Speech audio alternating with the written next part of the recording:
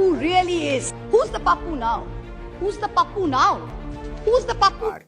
कौन जानता था कि सियासत में वक्त का सिक्का ऐसे बदल जाएगा कि जिस राहुल गांधी को पप्पू साबित करने में नरेंद्र मोदी ने 2014 के चुनाव में पूरी ताकत झोंक दी थी, उन्हीं नरेंद्र मोदी को भरी संसद में ऑन रिकॉर्ड भारतीय राजनीति का पप्पू बताया जाएगा और पूरी भाजपा सन्न होकर पीएम मोदी को पप्पू साबित किए जाते हुए चुपचाप सुनती रहेगी, बिना चूं किए हुए खामोशी से।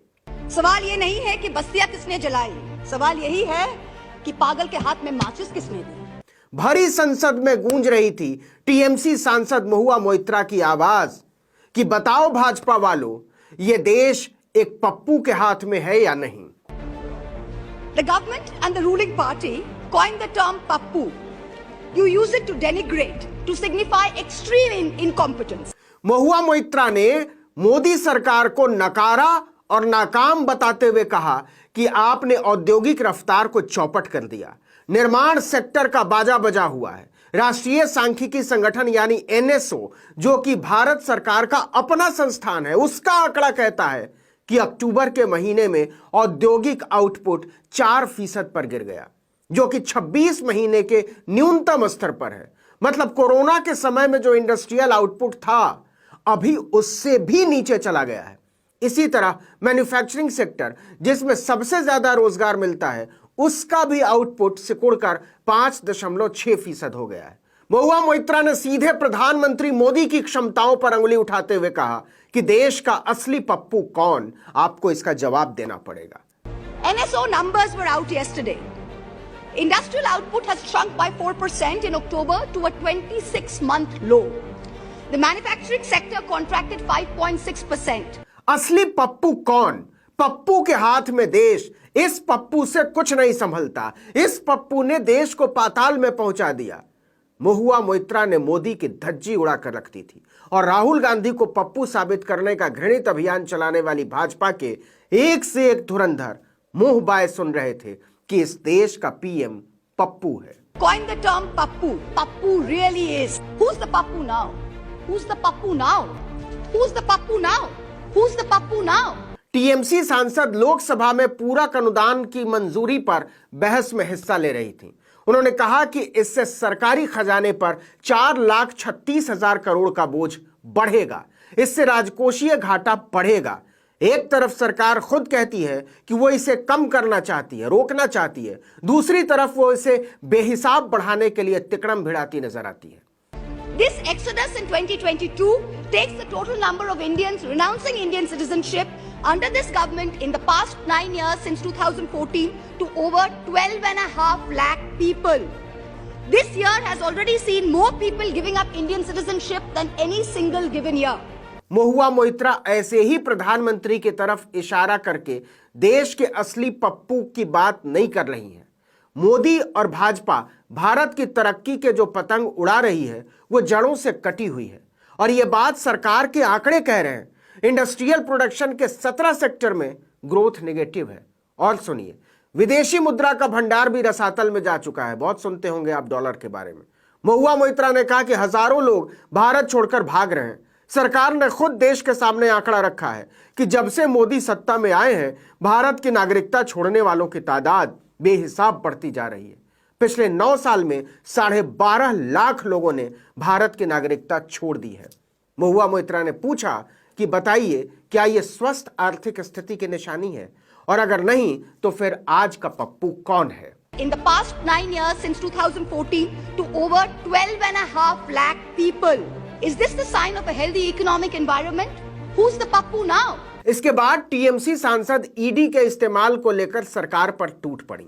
उन्होंने कहा कि सत्ताधारी दल जनप्रतिनिधियों को खरीदने में सैकड़ों करोड़ रुपए खर्च करता है।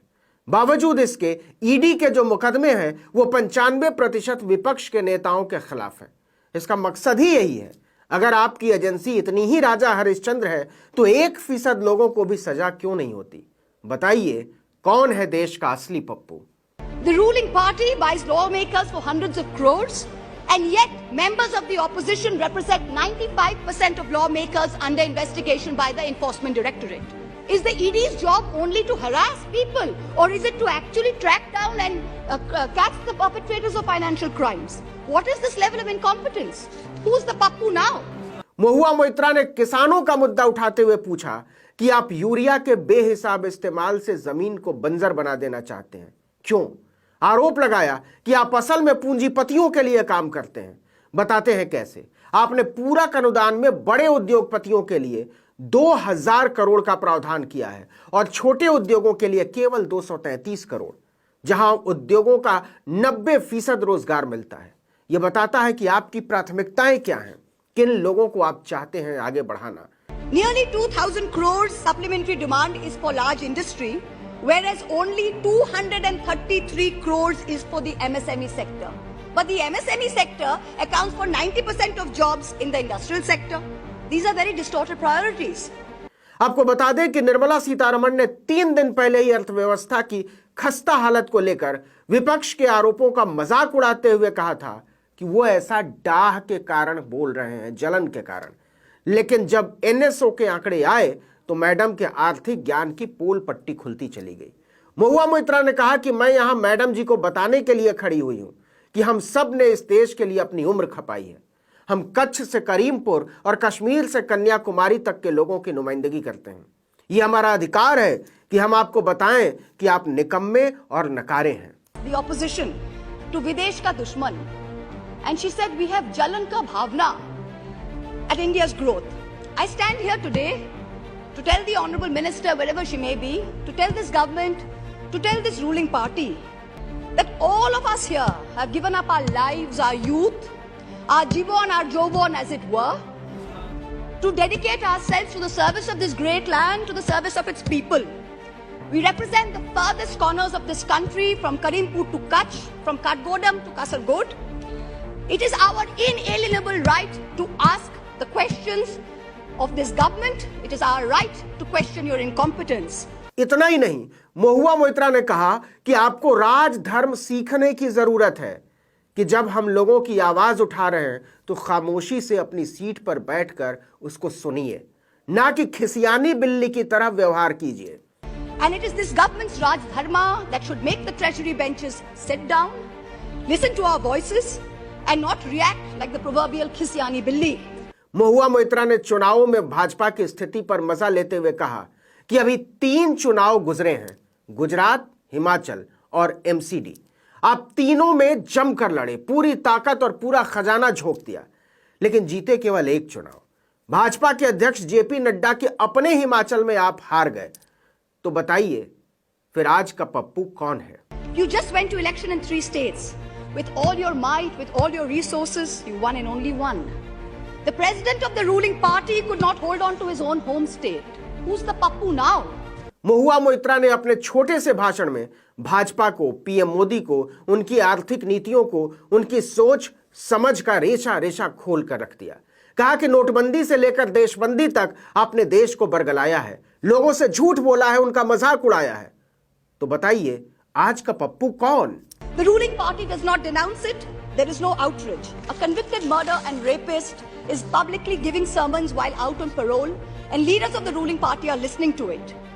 You do not have the moral clarity to call out right from wrong. Who's the Pappu now? और अंत में महुआ मोइत्रा ने मोदी सरकार की कलई उतार कर रख दी और कहा कि देश को जलाया जा रहा है और आप खामोशी से बैठकर तमाशा देख रहे हैं। सवाल ये नहीं है कि बस्तियां किसने जलाई, सवाल यही है कि पागल के हाथ में माचिस किसने दी। यही सियासत है। देश को तमाशा समझने वाले कब खुद तमाशे में तब्दील हो जाते हैं, कुछ पता नहीं चलता।